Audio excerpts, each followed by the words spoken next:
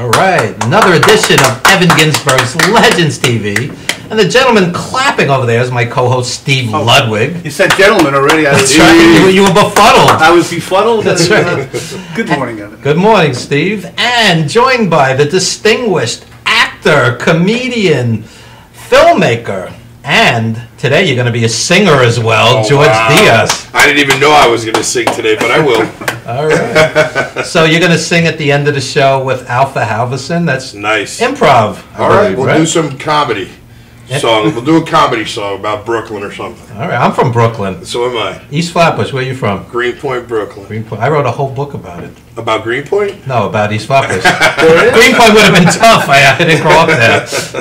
But anyway, George, tell us a little about yourself. Well, my name is George Diaz. I'm a comedian first, always. First and foremost. Then look, I'm like nervous now. Oof. Normally I'm on stage, I don't even care. You mean the 204 countries that are watching you now? Hey, but in 204 countries, there's got to be like 30, 40, 50,000 people watching per channel, maybe a million or two. So that could be nerve-wracking. And they're forming their opinions of you right now. That I really don't care about. Can you do like the flop sweat, like, what was the movie, Broadcast News? Right? Yeah. Broadcast, right? I'm a stand-up comedian who produces comedy. I started 20 years ago, and I made a genre, I guess you would call it, just because there wasn't one in the comedy clubs, and we weren't actually allowed all the time to be on stage as Puerto Ricans or Latinos, however you want to say it. But it wasn't a race thing. It's just actually, it's a diversity thing. It's like you have to really, Latin comedians have to learn how to go into the English market without having to be Spanish all the time. So I started 20 years ago, and now we're at that point where we're at the Broadway Comedy Club on the main stage as one of their main shows, and it's in English. And tell the name of the series. Latino Laughter. Latino Laughter. Appropriate. Not to be confused with anything else. Okay. No, well, I call it Latino Laughter because mostly my thing is to help, Latino comedians of all sorts of Latino comedians. Because if you think about it, this is New York City, the most diverse world. I mean, I could say country, you could say whatever, state or city, but I think it's a world within itself. New York, we have Jewish Puerto Ricans, we got black Puerto Ricans, we got everything. Mm-hmm. Now, let me just throw something in. I've noticed lately, we have comedians on our show all the time. I noticed there are different programs, like with Jewish comedians, gay comedians, even Muslim comedians. Yes. And why do you think that is? Well, because I guess everyone's looking for a stage to voice their comedy. But you see, this is where I differ from a lot of people, because Latino Laughter is the evolution right now. We are the evolution. We don't just want to have all Latino show. We want to show the Latino audience that they can actually go see a Jewish comedian or an Arab comedian or a Muslim comedian. As long as they're funny, that's what it's all about. I have Dustin Chafin on the first show, Capone, Sarah Contreras, Victor Cruz, Tommy 5000. Those are not all Latinos. There's 3 of them that are Latinos, but the other 2 are amazing comedians who I've worked with and have opened doors for Latino comedians as well. And as somebody organizing all of this and promoting all of this, are you ever offended by a stereotype or anything that a comedian does? I'm not, because the simple fact is that it's comedy, and people have become such tight buttholes. Yeah. To say it in a nice way. Chris Rock and Seinfeld have been saying they don't want to go to colleges. It's too politically correct. Well, who wants to go to a college when you got to defend your comedy? Listen, people need to get over themselves, number one. You know what? If you want to say, sorry for saying this, if it's bad on your, if you want to use a derogatory remark of someone, make it smart. I just saw Andrew Dice Clay's show, the Blue show, and it was the worst piece of crap I've ever seen. I love Andrew Dice Clay. You enjoyed it that much? Yeah. But I love Andrew Dice Clay. That's the thing. And I can see Andrew Dice Clay. But you have Andrew Dice Clay, and then you have 1,000 wannabes behind him. And it's like watching Andrew Dice Clay's material get sucked out of the air and not even said correctly. You can't just go into a crowd and just be, oh, suck this, do that, your mother this, blah, blah, blah. It's just like, you know, you have all this black comedians and you have Latino comedians too that are guilty of this as well. Oh, white people do this, or white people do that, or white people walk like this, and black people walk like that. Yeah. You know, it's been done a million times. That is so boring. It is. You know, that's why you had, like, come on, give me a name, a comedian. I just lost his name. Richard Pryor. Richard Pryor, you know, is an original. Richard Pryor's the master. But Richard Pryor, Lenny Bruce, George Carlin. Of course, those are amazing it's people. like the Mount Rushmore of comedy. But what I'm saying is, like, Richard Pryor took, you know, comedy into a whole new level. Yeah. You know when he said, you know, I had to go in after shooting his car. The cops were coming. And he says, I have to go inside because cops don't shoot cars; they shoot niggas.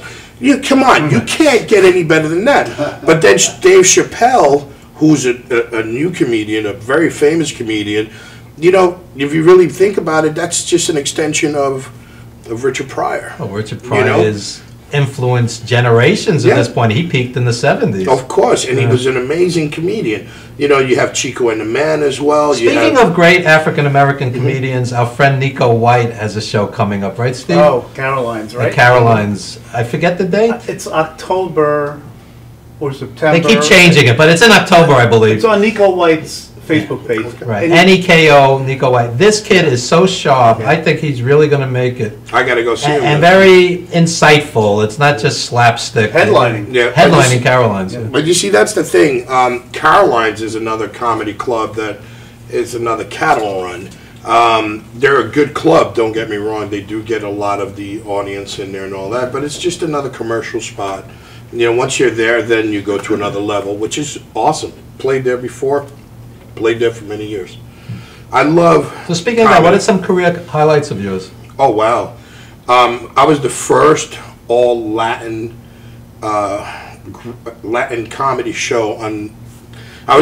We were the first all Latino cast to do an English television show on an all Latin network, breaking to #1 Latin television networks. So you're a pioneer of sorts. Because I try. I don't want to be stuck in the middle of anything. I was brought up by a Jewish nana. I was brought up by a Jewish mother. Well, a Jewish nana with a tattoo on her forearm. Wow. And you know, she's one of those ladies that saw a lot of good things in me, and she sat me down, and for many years I stayed with her.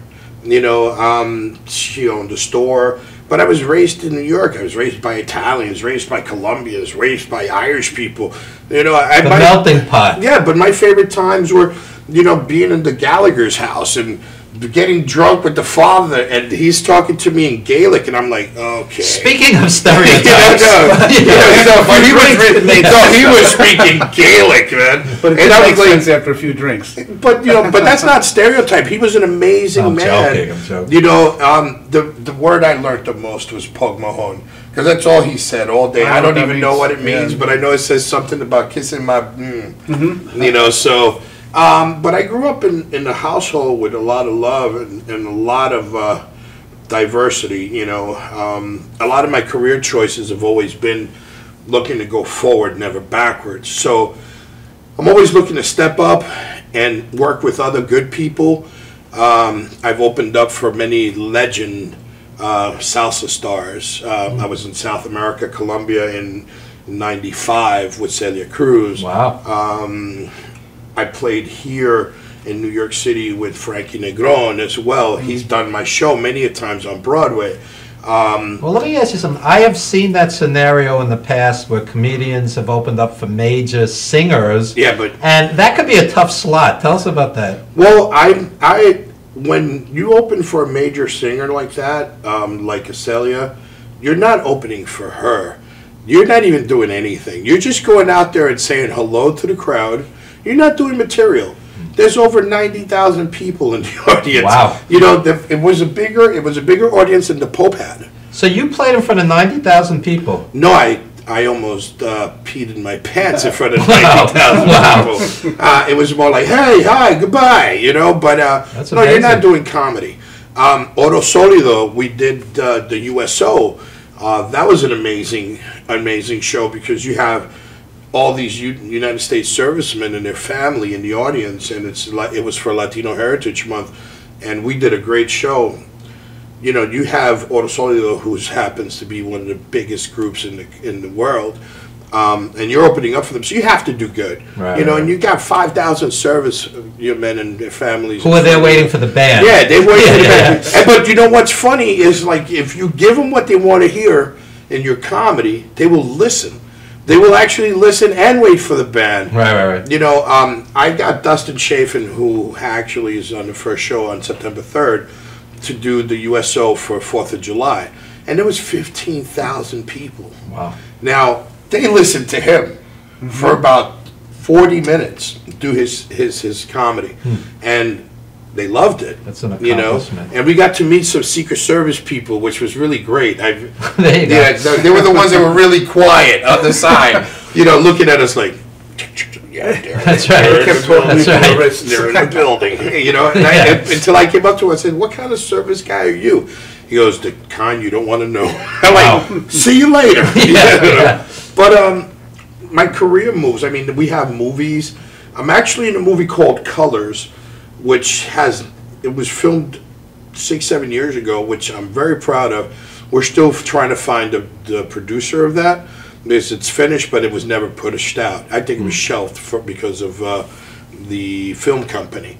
But it was a great movie. I had a great part in it. I played the father, who happened to be a mobster, because this is the roles that I like. You're not getting the romantic lead role. No, I am a romantic mobster. What do you want me to do?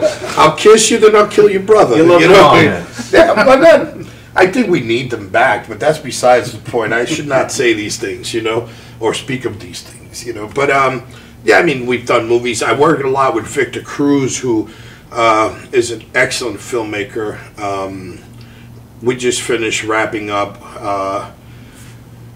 The Stockroom was the name of the movie. I did all the set design and all the prep work for it and all that. Multi-talented. I love working with my hands, and I love working in films. But you know what?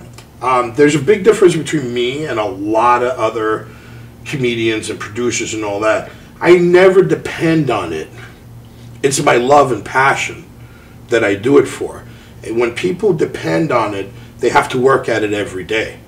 I don't have to depend on it. I love it. I do it every day, but I'm not looking for $1 every day. I'm not looking to make $1 so that way I can continue doing it. I have a perfectly good hands and mind, and I build stuff. And I build stuff for the industry, and I build stuff for people, and I get paid well. Tell them about the time you built the set here at TV. No, it was about 20 minutes ago. Anyway, George, set up the film clip you have for us. Which one are you showing? The one you sent me, yeah. Well, I sent you La Chancleta. Yes. Oh, okay, the Chancleta. Well, we were the first to do this. In all Hispanic households, the weapon of choice for a parent is the flip-flop. And when they hit you really hard. Well, don't give away the punchline. Let's say it. But we decided that, you know, we wanted to take it to another level and do an infomercial for it. Because you have to bring the American audience in. Yeah. You can't just keep it in Spanish, you know? And plus, I honestly don't believe that Spanish comedians are as good as Latino comedians that speak English. Okay, so let's see it. Let's check out George's clip. You'll enjoy. Does this seem familiar? I'm not doing anything you tell me to do anymore. All you do is make me work, and I don't even get to play. I hate you. You're not even my real mother. Ah! In this scenario, there are several responses to defuse the situation. A. Lightly scold your child. B. Take a time out and avoid the conflict. Or C. The one I like best. Scream and savagely beat your child with La Chancleta 3000. La Chancleta, Chancleta. Ahora sí te voy a dar un chancletazo, muchacho del diablo. Yes, La Chancleta. Used for centuries, La Chancleta has been the standard discipline tool in many Hispanic households. But now, we are proud to introduce La Chancleta 3000. Mom, the pot roast is done. Thanks, Chancleta. La Chancleta has many uses. Its aerodynamic design and signature curvature allows for maximum velocity with less friction. It can reach up to 75 miles per hour on a single swing. As you can see, the boy on the left was beaten with a competing brand of flip-flop, while the boy on the right was beaten with La Chancleta 3000. But wait, La Chancleta can do much, much more. See, La Chancleta can not only inflict pain, but it has a variety of uses. It's an iron. It's a cell phone. It's a salad tosser. It's even a bug repellent. But wait, that's not all. Chancleta comes with a variety of attachments. It's a screwdriver, nail file, vibrator, rake, fork, paddle, shovel, ninja star, toothbrush, condom, ice scraper, palm pilot, plumber, Swiss Army knife, nightlight, and much, much more. You can say that La Chancleta is La Chancleta's chancletas. Order now and receive a second chancleta absolutely free. 2 chancletas for the price of 1. How can you beat that? With La Chancleta 3000, that's how. Now you can call us at 1-800-555-JA-MAMA-ME. Ooh, la chancleta. Cha-cha-cha. Thank you. All right, we are back. And George, in the Jewish households, I was never hit. It was more emotional. We're going to put you in the home. Worse. The home for wayward children. That's worse. The Jewish guilt. Oh my God. That's See, right. in my household, it came with the Puerto Rican guilt and That's the right. chancleta. So There you if go. you It's didn't like a get double it, whammy. if the guilt didn't work, the chancleta didn't work, then it got worse. You know, I grew up in a household where you got beat. I mean, you did something wrong, you got screwed, and that's it. I used to have to kneel on rice, hold books. They let me tell you Today they'd something. arrest the parents. You know, it's funny. I told my mother. I said to my mother, "Ma, you used to hit me when I was young," and she said, "No, I never touched you." I'm like, "Ooh, I want to hit this woman." It was the I rice wanna hit her. torture. Oh, I want to hit her. But you know, she kneel on rice laughs. and cook it for dinner. Oh, That's yeah. double punishment. But you know, my mother had long nails, right? And it's hilarious because she wanted you to stay calm. She'd just come over and just say, "Bah!" in the top of your head. You'd be like, "Okay, it's time to stop. Whatever you're doing must stop." Well, George, You know? you're getting us ready for the wrestling segment. I love wrestling. By the way, you look more like a wrestler than some of the wrestlers. Oh, I love, you know, I love wrestling since I was a little boy. I just love wrestling. I don't know all the names of all the wrestlers, but I'll tell you this. I remember seeing it in black and white. I do remember Bruno Sammartino. Oh, yeah, I grew up on Bruno. You know, and that was my man right That's there, right. Bruno Sammartino. The Italian strongman. And he was always good, too. Absolutely. He never turned heel. He did, though. No, Bruno never Okay, turned heel. Okay. But give out any social media or any websites. Oh, well, you can find us on www.latinolaughter.com. George Diaz on Facebook. Latino Laughter, at Latino Laughter on Instagram, I guess. And it'll go right into my Twitter. I put everything in one area. So if you go to latinolaughter.com, join us. You'll get all the news and everything else. And speaking of laughter, Steve's chest was sawed open when he had open heart surgery. Wow. That was fun. Tell us about the book. Well, it's called CUNCCU, A Lighthearted Tale of My Open Heart Surgery. Lighthearted. Lighthearted. Pun Yes, intended, it- by the way. that's Pun it. intended. Just tell before, during, and after the operation. And you can go to planetludwig.com and all the info is there. And plug your radio shows. Well, tomorrow we have a brand new Beatles Hour with Steve Ludwig. Nice. Heard right here from Madhouse Studios, iTunesUSA.com. 20 seconds, I want to tell you what's on tomorrow's show. Lucy O'Donnell, when she was in nursery school, a classmate drew a picture. Her classmate was Julian Lennon, John Lennon's son, brought it home, showed it to his dad. John said, "What's this a picture of?" He said, "It's my friend Lucy in the sky with diamonds." And that led to one of the Beatles' all-time greatest songs. But that's not where the story ends. Julian and Lucy reconnected during adulthood when Julian learned that she had terminal lupus. Wow. And the thing he did for her in the song he wrote, we're going to listen to tomorrow. It's a beautiful but bittersweet story. There you go. And when we come back, ladies and gentlemen, we're going to talk Japanese wrestling, we're going to talk Ring of Honor, we're going to talk SummerSlam, we're going to talk wrestling with Eric Cholminski and Damon McDonald. Don't you dare go anywhere.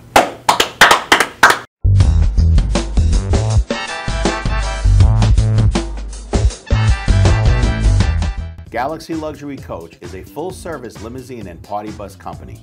Family-owned and operated, we are an industry leader with over 25 years of experience in providing best-in-class luxury transportation for your special event. Whether it's your precious wedding day, an all-day wine tour out east, your high school prom, that special birthday, or just an amazing night on the town, our professional chauffeurs stand ready to ensure your special event is truly special. Galaxy Luxury Coach has one of the largest and modern party bus fleets in the New York area. Our party buses are simply nightclubs on wheels. Concert sound systems, light shows, lasers and strobes, multicolor LED lighting brilliantly lights your party bus inside and out. For corporate and more laid-back events, we will cater to your specific needs and requests. What sets Galaxy aside from all others in the luxury transportation industry is our attention to detail in customizing our services to your special event. At Galaxy, it's all about you and your guests. Galaxy customers return time and time again because they know they can trust Galaxy to help deliver those lifetime memorable moments. Step aboard and let your Galaxy experience begin. On the next Beatles Hour with Steve Ludwig. This is Lucy O'Donnell. When she was in nursery school, a classmate drew this picture. That classmate was Julian Lennon. When Julian brought the picture home to his dad, John Lennon, John asked his son, "What is that a picture of?" Julian replied, "It's a picture of my friend, Lucy, in the sky with diamonds." That was the inspiration for one of the Beatles' finest pieces of work. But the story doesn't end there. To hear the conclusion of this beautiful yet bittersweet story of when Lucy and Julian reconnected in adulthood, when Lucy developed a terminal illness and Julian was there to help her in her final days, listen to the next Beatles Hour with Steve Ludwig.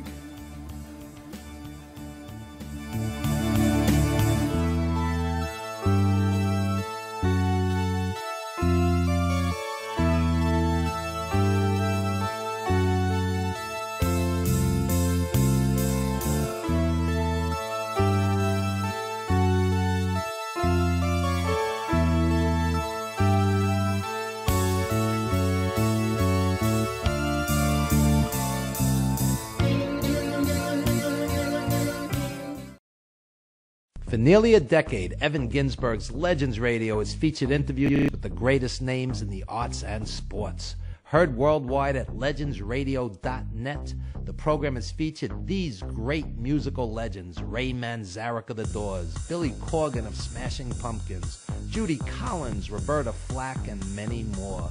Stars from movies, TV, and comedy have included Jenny McCarthy, Wayne Brady, 30 Rock's Judah Friedlander, Shelley Berman, Jackie the Joke Man Martling, David Allen Greer, and Paul Mooney. Stars of pro wrestling and MMA include Bruno Sammartino, Rowdy Roddy Piper, Superstar Billy Graham, and Frank Shamrock. Co-hosted by renowned journalist Dr. Mike Lano, Legends Radio is heard Wednesdays 7 p.m. to 9:20 p.m. Eastern Standard. We are archived 24/7 with hundreds of hours of classic interviews.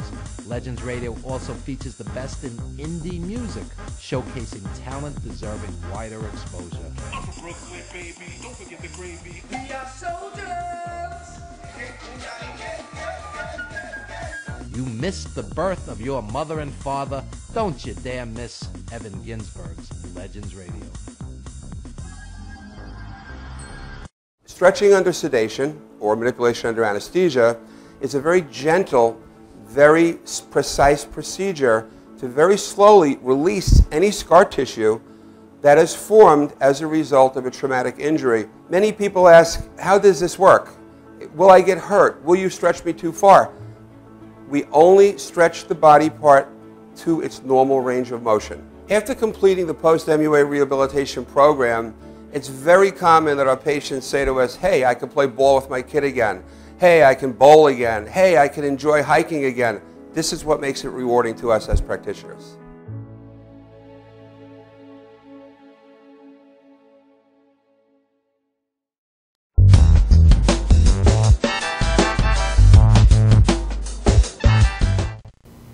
All right, we are back with Legends TV, and our returning champion is Eric Cholminksi. How are you, Evan? Noted Japanese wrestling expert, joined by Damon McDonald with your first appearance here on Legends TV. Also a Japanese wrestling expert. He was just there. You were just there. Yeah, Tell us just about got that. back Monday. It was So jet lag?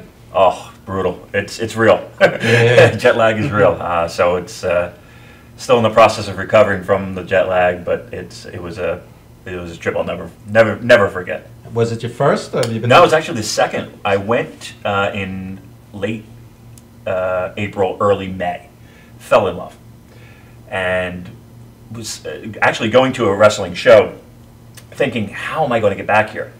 How can I make this happen? And just the things fell into place rather quickly.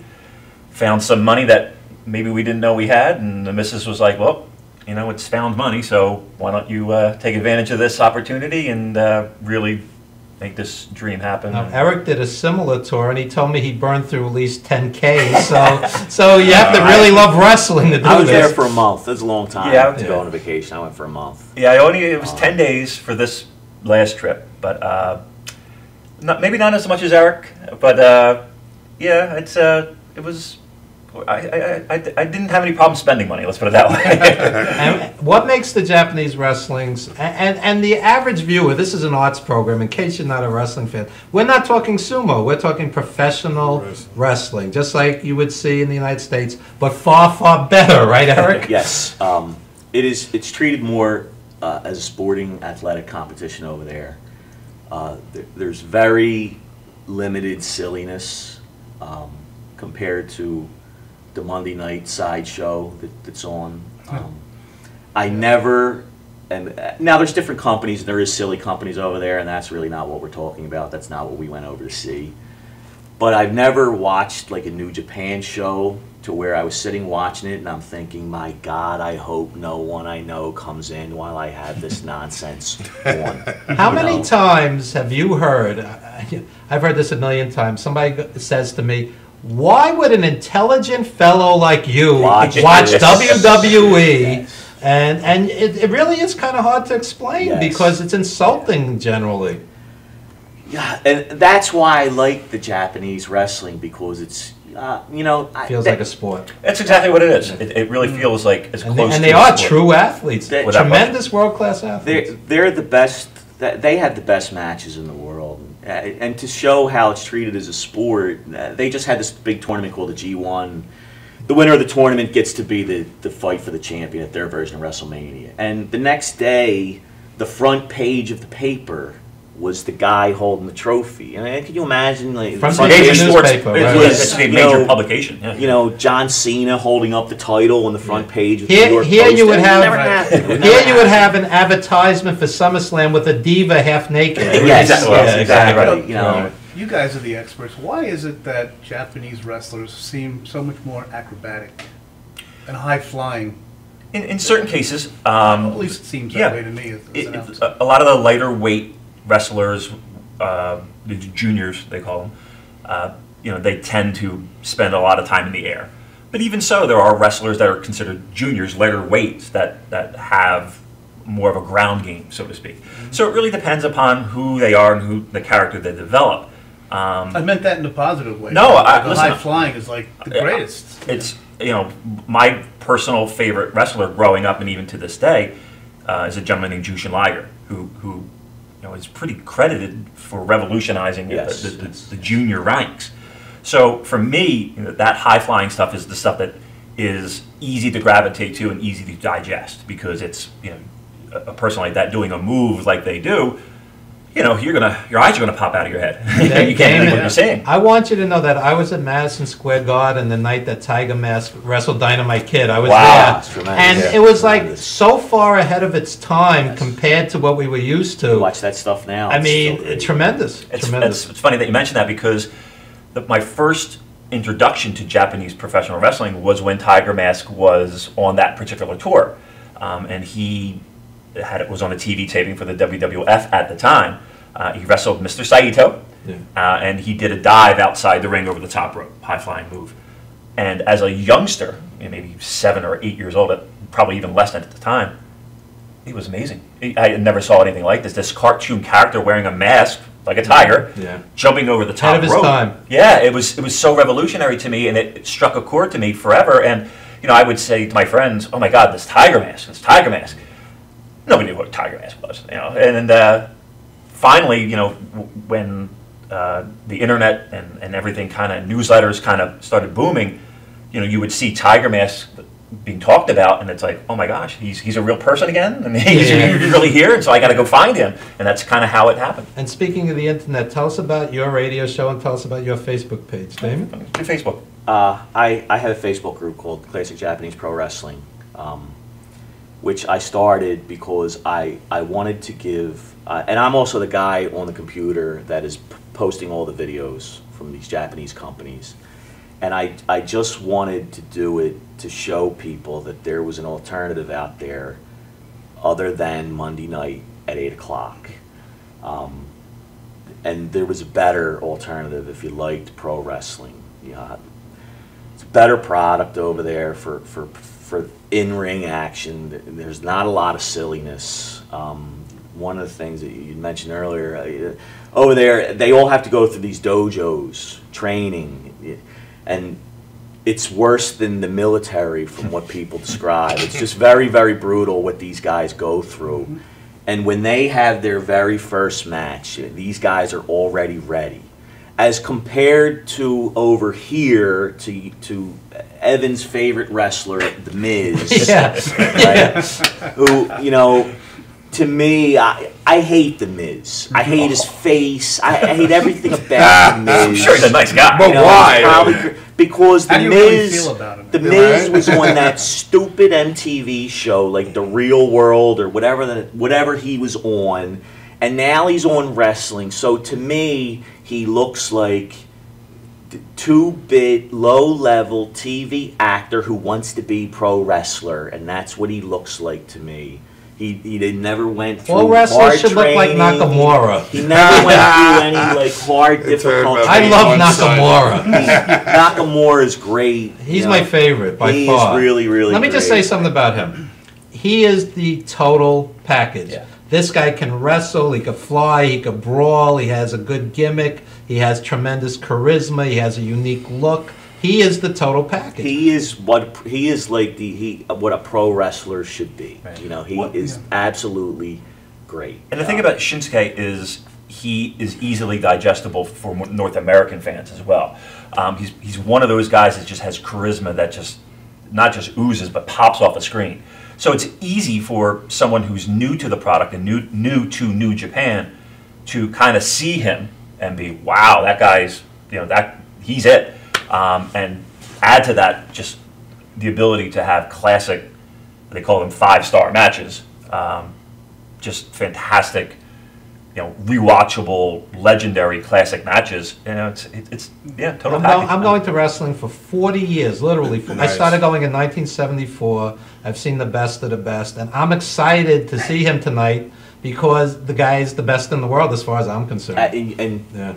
Really, like, he's maybe... ROH tonight, folks. Cyclone Stadium. Support ROH. Go to ROH, everyone. Joined by New Japan Pro Wrestling. You know, he is either number one. New Japan right now, it's impossible for them to have a bad show. Yeah. It's literally impossible because they have the 3 best wrestlers in the entire world, between Nakamura and Kazuchika Okada and Tanahashi. By the way, I just saw Marvelous, a new Japanese promotion debut in New York. Chigusa Nagoya. Yes. I wanted to ask, I mean, I love wrestling, what makes the Japanese wrestling any better? I've seen Japanese wrestling too. I honestly think the American wrestling is a lot better than Japanese wrestling in terms of entertainment, in terms of characters. I mean, don't get me wrong, I'll watch a Japanese wrestler, but if I want to be entertained, I'm not going to watch Japanese wrestling. I'm It's going two to watch different an products. American. You know, and if you're like, you know, I'd rather see the American Dream Dustin Rhodes all day, every day. You know, Hulk Hogan every day, really, all day. You know, I'd rather watch the colorful guys. I mean, to me, that's entertainment. You know, wrestling is a big. I mean, it's beautiful inside the ring, but you know, I honestly, the jumping and all that. You have the Mexican wrestlers that do all that too. So, you know, you have the dragon. It's like apples and oranges. But that's what I'm trying to say. It's like, what's the difference? Well, like I said earlier, I think it's, you know, it's treated as a legitimate sporting event, but over there. I mean, the company is called New Japan Pro Wrestling, whereas over here it's World Wrestling Entertainment. It's like they're trying their hardest to get the word wrestling out of there. Like, he treats it like a dirty word. They're not wrestlers on his show; they're superstars. You know, you can't say the word wrestler. He's a WWE superstar. Well, let me. But I mean, that's, you know, I just want to say that's like the prestige of moving forward. You know, but you know, that's a great thing if that's what you're into, but. But you're wrong. You know, that's what I'm saying. Yeah, but you see, I'm not into that. I'm not. If you're an old-time fan, so am I. I am a really old-time fan. I remember watching Black and White, Bruno Sammartino. You know, all those guys. So I mean, I am a fan. I remember seeing cauliflower ears and guys really beating themselves up, you know, and all that. But I mean, the evolution of wrestling to me is. But you see, we look at it as a de-evolution. We look at it like they turned it into a circus. Well, the as opposed to actually. Right. Also, though, but it's like entertaining. if you saw Shinsuke Nakamura, he's Dusty Rhodes. I mean, he's got a gimmick. The problem is, you just don't understand a word he's saying. Yeah, neither do I. You know, but Shinsuke Nakamura. My wife's Korean. I don't understand the word she's saying. My wife's English, and I barely.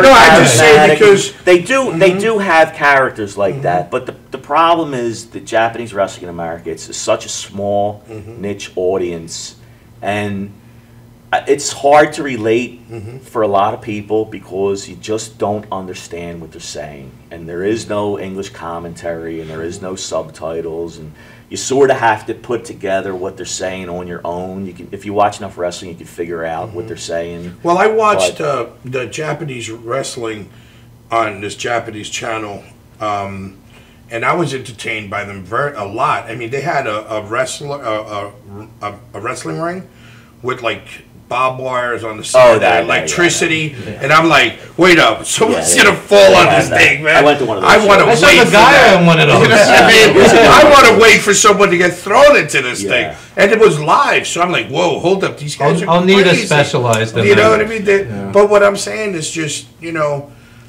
all right. Yeah, they have character and all that, but it's, you know, I'll bet you any amount of money. You give a Japanese wrestler a contract with WWE, he's going to eat it up and be all the entertainment he wants. Well, they have it right now. I mean, there's a gentleman, Kenta, who probably in the early 2000s was regarded as, if not the best, one of the best wrestlers and is now being wasted at NXT. Yeah, and one of the big struggles that he occurred is that he said, you know what, I'm going to forget everything that I know that made me regarded as one of the best wrestlers in the world, and I'm going to strip that all away, and I'm going to now give the company what I feel the company wants. Yeah. And he struggled, and truth be told, in being this new character. At the core of it, it's simple to understand and simple to follow Japanese wrestling in the sense that, by and large, the major dispute is you're the champion.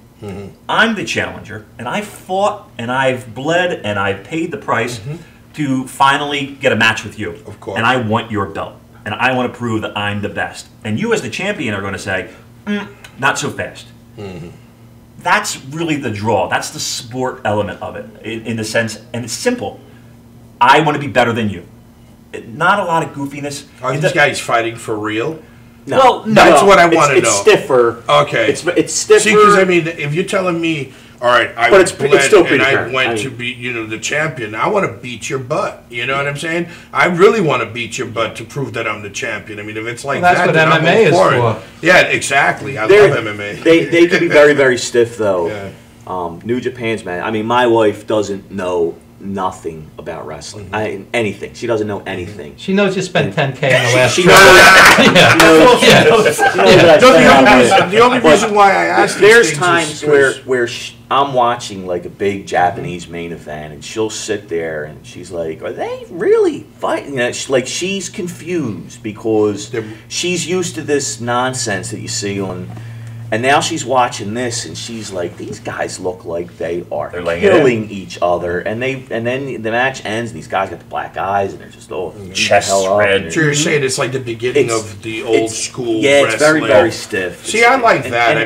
And that's what I like. I like one of the things that I hate about the WWE product is they will have this feud.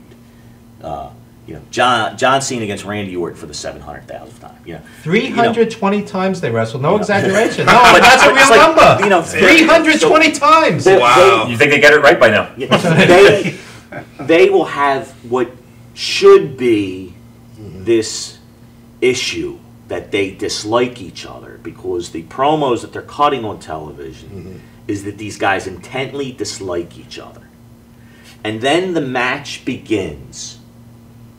And they lock up, and they go to the ropes, and they clean break. And I'm like, what the hell are you doing? You're supposed to not like each other. The Whereas the intensity's not Japanese, there. when they have this intense feud, like feels- I was it at feels this legit. show. They put their hearts into it. I was at this show in December, and this guy Hideki Suzuki was in a tag match against this.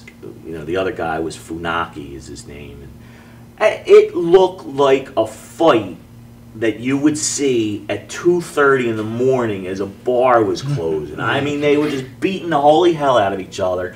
They were throwing each other out of the ring, into the crowd, wiping the chairs out right in front. And you can hear, like, these guys. And it looked like a fight. And that's what I like. The story that these guys are telling us, they don't like each other. And it looked like they didn't like each other. As compared to watching, a no disqualification match, and you're clean breaking on the ropes, and you're putting a guy in a headlock. I just want to say something. I went to one live WWE show in 15 years. A friend threw me some tickets. It was Dolph Ziggler and Cena in a cage. All you said to yourself was, Ziggler looks like a nice guy. And the next morning you forgot you were there. It was like popcorn for the mind. And New Japan World, you could watch endless hours of great wrestling. Is there, and you two, with your 40 years experience, is there someone in today's WWE that could hold his own against the Cesaro? New Japan Cesaro. I would say Cesaro would be one of them. Finn Balor is the one guy that I kind of gravitate toward because he spent so much time in New Japan, becoming a star. When you talk wrestling and a lot of the hot underground wrestling right now, and you go to these shows, you'll see T-shirts. Bullet Club is kind of the hot thing. He started this Bullet Club in New Japan, and it's just a heel faction, a bad guy faction in New Japan. He's now in the WWE NXT, and quite frankly, he'll be up in no time, up in the main roster. You would think. So he's one guy that who could hang with the New Japan crew. Absolutely him. Cesaro, I would say. Kevin Steen is another one. A lot of the guys that are on these NXT shows that they're building this developmental brand around really kind of hone their craft in places like New Japan, Ring of Honor, and the Independents. The last wrestling show I went to was with the Ayatollah Khomeini. Hawaiian Sheik? It was Battle Royal. He walked in limping and all this. Oh, the Iron Probably Sheik. The Iron Sheik. I mean, and sorry. And he won, but I was because they couldn't flip him out. But I was pretty happy. I was up. pretty happy about that because it showed a little bit of like he probably was going through some bad times and all that as always. But I was like, all right, cool, he won, and I remember that. The Legends Battle Royal, yes. I remember the Andre the Giant walking past me, and I'm like, wow. Yeah. this is awesome. Yes. You know, so I've seen a lot of the old wrestling. If you really want to talk about wrestling, I want to go back to where everyone's cutting themselves up and bleeding all over. Still do that. You know, Still do that. you know, I want to see that stuff. I want to see that. It's dangerous, you know, the blood aspect. You're not going to see it that as often as maybe you did before, just because of the spread of disease and the health concerns that are involved with it. Plus, you know, not for nothing. You kind of, you know, it's either feast or famine when it comes to the blood. Blood, when used sparingly and used appropriately and used at the right time, quite honestly, can make a match fantastic and a whole storyline fantastic. When you have blood just for blood's sake, you become desensitized to it. Number one, unfortunately, and number two, it's, you know, who needs to see a bunch of guys bleeding? I always enjoyed Superfly Snuka bleeding all over the place. So. I remember Zbyszko turned on Bruno. Right. Oh my gosh, the blood dripping. Billy Graham was always bleeding. That was like serious. And that's why Freddie Blassie too, when he was wrestling. Yeah. I always remember seeing him on the magazine covers, just covered in blood. Freddie, Well, that was like a big selling point back then for the bloody. Right. That's the WWE right now, in the sense that, you know, they have these Hell in the Cell matches and they have these steel cage matches and they have these feuds. How can you have a steel cage match without bleeding? No blood. It really doesn't. Exactly. There's no point in having. And there's no feud. There's no real feud. A dog collar match, you know, chain match, and nobody's bleeding. You're getting whacked in the face with a chain. Well, I don't watch Mondays, so it's all right with me. And you're none the worse for it. Anyway, folks, we're going to be back in just a minute with even more pro wrestling. But please plug your podcast one more time. Sure. The podcast is called New Japan Purocast, Puro, and we cover New Japan Pro Wrestling. It's a weekly audio podcast. Usually we tape on Thursdays, so you should have it delivered to your portable device. Every Friday, my co-host Colin Miller. You have a good radio voice, by the way. Well, thank you. No, seriously, right, Steve? Yeah. Better than us. Yeah. Well, thanks. Maybe we can black out the picture on the TV show. We could just hear his voice. Listen to hey, listen, I love that. I got a body for radio. I got a body for sex. So we do this every week. You know, we just had our show when I was in Tokyo covering the G1 events. So it's a lot of fun. We're getting a lot of good, positive feedback from it. So, yep, check it out. New Japan Purocast. There you go. And Eric? It's the Facebook group is Classic Japanese Pro Wrestling. Serious people to join only. No. That's one rule. I'm gonna join. Absolutely no WWE talk in that group. Tomorrow night, Japanese wrestling. Tomorrow night on Eric's page, we're going to be discussing the SummerSlam results. We'll be banned. So ban me from his page. Evan, you're going to the show tonight. The Ring of Honor. I'm going to Ring of Honor. Yeah. Can you imagine to be so? You know, can you imagine being a fan and looking at the Ring of Honor lineup for this show tonight? And then looking at the NXT lineup that's down the street and choosing that NXT lineup. It is so mind-boggling. Besides the ruthlessness of WWE booking at the same town the same night, you know, ROH has basically been their feeder system. These guys, their heads are going to explode like in scanners. What Evan's trying to say is, like, WWE always tries to put like the lesser guys out of business, right? But their current developmental territory, NXT, is littered with Ring of Honor guys, which is a company. Just imagine your feeder system is trying to kill their feeder system because their feeder system is better than your feeder system, despite the fact that your feeder system needs that feeder system to survive. It is just unbelievable. Unbelievable. Anyway, we'll be right back with more pro wrestling after this very brief timeout. And George Diaz will return later in the show to sing for us. So it's going to be an interesting Legends TV. Don't go anywhere.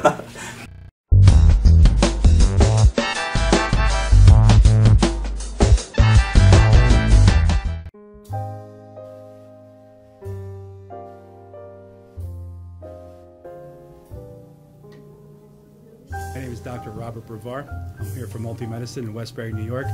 We're located at 1065 Old Country Road, Suite 214. Been here for about 15 years. The practice has medical doctors, physical therapists, chiropractors, acupuncturists. We also do pain management, and we have orthopedists on staff. Here at Advanced Multi-Medicine and Rehabilitation, we've got physical therapists on staff who treat an array of conditions, from neck pain to back pain, shoulder pain. We treat carpal tunnel. We treat a lot of car accident patients, slip and falls. We treat patients with knee injuries, with ankle injuries. We have state-of-the-art equipment. We've been here for over 15 years. Vast array of diagnostic testing, from x-rays to EMGs. What is an EMG? It's a diagnostic test that allows a doctor to determine where the pinched nerve is.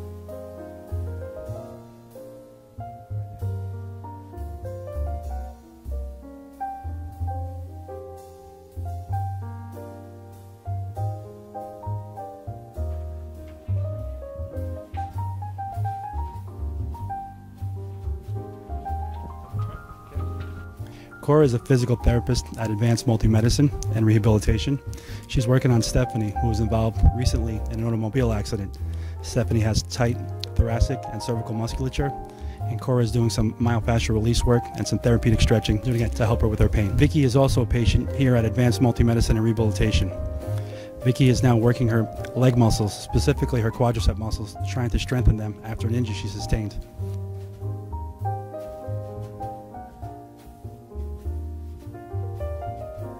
If you find yourself in need of any type of physical therapy, please don't hesitate to call Advanced Multi-Medicine and Rehabilitation, located in Westbury, New York, in Suite 214.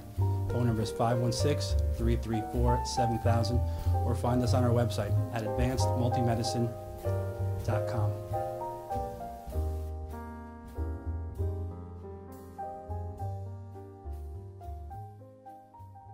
Galaxy Luxury Coach is a full-service limousine and party bus company. Family-owned and operated, we are an industry leader with over 25 years of experience in providing best-in-class luxury transportation for your special event. Whether it's your precious wedding day, an all-day wine tour out east, your high school prom, that special birthday, or just an amazing night on the town, our professional chauffeurs stand ready to ensure your special event is truly special. Galaxy Luxury Coach has one of the largest and modern party bus fleets in the New York area. Our party buses are simply nightclubs on wheels. Concert sound systems, light shows, lasers and strobes, multicolor LED lighting brilliantly lights your party bus inside and out. For corporate and more laid-back events, we will cater to your specific needs and requests. What sets Galaxy aside from all others in the luxury transportation industry is our attention to detail in customizing our services to your special event. At Galaxy, it's all about you and your guests. Galaxy customers return time and time again because they know they can trust Galaxy to help deliver those lifetime memorable moments. Step aboard and let your Galaxy experience begin. Galaxy. After all the candles are blown out, after the last toast of the night, Cambridge paving stones with Armortech stand the test of time. Beautifully designed, built to last. Only Cambridge paving stones have Armortech, our unique process that produces a rich, distinctive color. Create your own memories with Cambridge paving stones. Visit CambridgePavers.com. Cambridge paving stones with Armortech will always look like new. For professional motorcycle transport and towing, think Kickstart Fabrications Motorcycle Towing. Proudly serving all of Long Island, we feature expert handling and 24/7 service. So send a limo for your toy with Kickstart Fabrications Motorcycle Towing.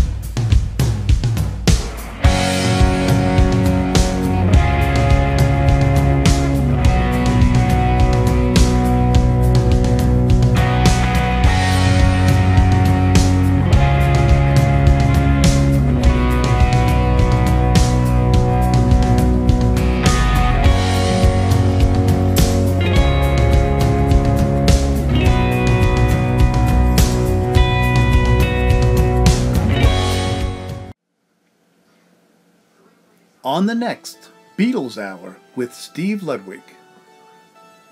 This is Lucy O'Donnell. When she was in nursery school, a classmate drew this picture. That classmate was Julian Lennon. When Julian brought the picture home to his dad, John Lennon, John asked his son, "What is that a picture of?" Julian replied, "It's a picture of my friend, Lucy, in the sky with diamonds." That was the inspiration for one of the Beatles' finest pieces of work. But the story doesn't end there. To hear the conclusion of this beautiful yet bittersweet story of when Lucy and Julian reconnected in adulthood, when Lucy developed a terminal illness and Julian was there to help her in her final days, listen to the next Beatles Hour with Steve Ludwig.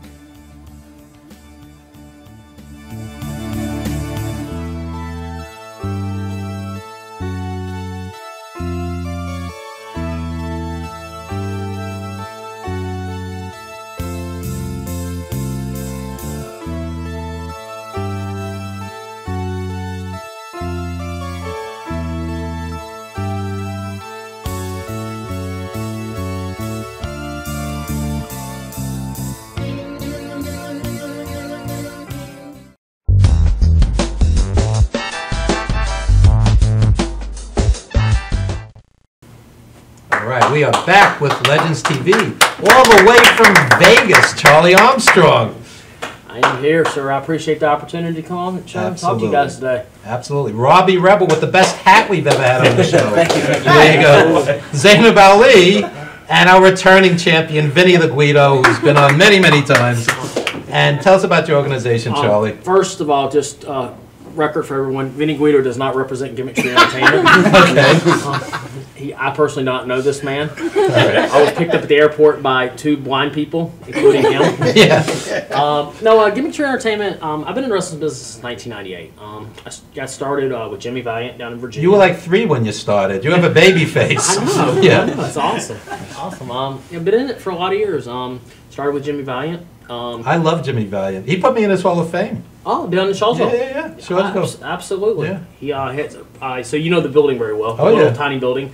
I sweated many days there. It's on a mountain overlooking other mountains. Yes. Now you know I was there. Beautiful. It's like Shangri-La for wrestling, right? Yeah. The funny story I can give you guys about Jimmy Valiant. First day I show up there, young. I'm eager. Oh, I can't wait to get in the ring. It's gonna be awesome. Jimmy says, "Hey, all the new kids, come on over. We're gonna work on y'all's cardio and y'all's energy." I'm like, "All right, what are we doing? Getting in the ring, exercise. You see all them weeds down there?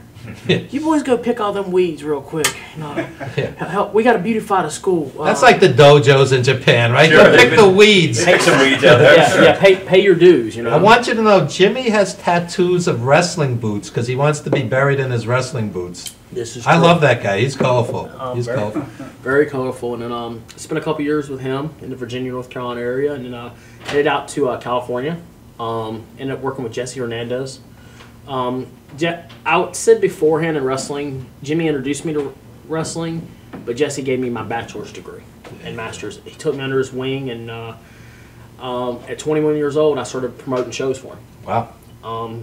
So, you go from coming into the business, spending a couple years, and next thing you know, you're promoting shows and you're working with veterans and legends, and really a humbling experience. And, in the past couple years, I decided really to seek a better view of wrestling, because I think wrestling gets a very bad name in the States. And I decided, this past year to really focus on building a company from scratch that's built on community, honor, tradition. Our big philosophy is giving back to the community. Honor and tradition in pro wrestling. This is something relatively new. Yeah, right. It's a shocker, Evan, I'm telling you. The biggest thing is our first event that we promoted in the beginning of the year was affiliated with another company that I owned. We did a tribute to Jim Cornette. And then, shortly 60 days later, we did a tribute to women in wrestling. Cornette is controversial, but I love Cornette. I think the Midnight Express were the greatest tag team of all time. I love Cornette. Cornette is a guy who everyone gives a bad rep to. Not everybody. The old school fans like me love Cornette. But the thing is, Cornette's a guy who who'll give you brutal honesty about your character, about your position in wrestling. Nothing wrong with help, that. And help you. And been nothing but a blessing to Gimmick Tree. And the good thing about working with him, we've been able to open doors up with Bill Atner. We're actually handling Bill Atner's book tour. We're going to be working with him at WrestleCon and WrestleCade this upcoming year, as well as Bill is going to be doing some events, the Legends of Wrestling event up here in the Northeast. He'll also be doing the big event November the 11th. I think that's enough commercials for Bill Apter. Yeah. Robbie Rebel's sitting here. Robbie, tell us a little about yourself. But I got to put Bill over because he paid me good enough to do it. But but Robbie's been a true blessing. Having a talent like Robbie, a young talent, and just the excitement that Robbie has. The hat alone brings. Robbie, tell us about yourself. My real name is Robert Schlichter. I go by Robbie Rebel, obviously. I've been wrestling ever since I was 15 years old. I originally started out with the $1 Million Man's $1 Million protege. His name is Johnny Ova. He's a friend of mine. Yeah, I love Johnny. Good guy. Very, very great guy. Very religious, spiritual. He's a preacher. Oh yeah, him and Bobby Rydell. Bobby's my buddy also. They've been giving me the greatest path that I could have ever have dreamed of. Right after that, I was kind of doing a little indie shows here and there. I know I'm not like the biggest guy out there and stuff like that, so I had to find some type of niche. And I didn't really find that niche until I went down to WWA4 with Mr. Hughes. And right down in Atlanta, it was the best thing. He's the biggest guy out there. I would definitely say. Right. I would definitely say. I love Mr. Hughes. He taught me so much about everything. Just the little things inside the ring that you don't see, and I'm not going to speak of. But and the lifestyle. We were training 4 days straight, and then we would go and get our $25 paydays, $50 paydays, and we're busting our butts.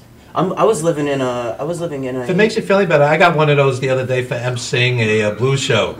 Yeah, right. Anyway, getting off the subject. Like me and the people who were training out of there, and I'm pretty sure like people know people like Heath Slater who's on WWE, and then Uwan Nation who just got signed to that way. They all came out of Hughes' school. They're so it's got to be hot. That's what I was thinking of. We were living in a motel, 4 or 5 guys in one room, and the room was literally, you could only put 3 beds in there. That's like a reality show. 4 wrestlers in a hotel room. We should pitch that show. The things that we did in that hotel. We go to